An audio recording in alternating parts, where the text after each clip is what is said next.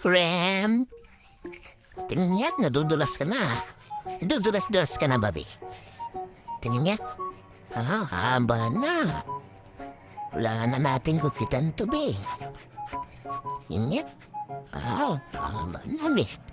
Ano, kukitan natin? Tara.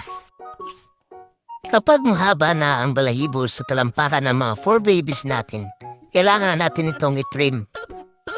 Lalo na kapag nakatiles ang bahay mo.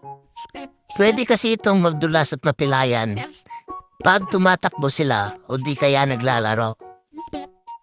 Kaya nga nung nakita po itong hair clipper na sobrang mura, binili ko na agad dito sa TikTok shop. May kasama na itong 4 na guide, charging cord, isang brush na panglinis ng clipper, at oil na pang-lubricate niya. Matagal na rin itong malobat at hindi nang iipit gaya ng ibang clipper. Tinesting ko muna sa bigote ko kaya alam ko hindi siya masakit. Kaya para sa akin sulit ang find na to. Good boy, good boy. Okay. Hindi mo tin. Murubsat. Isa. Good boy.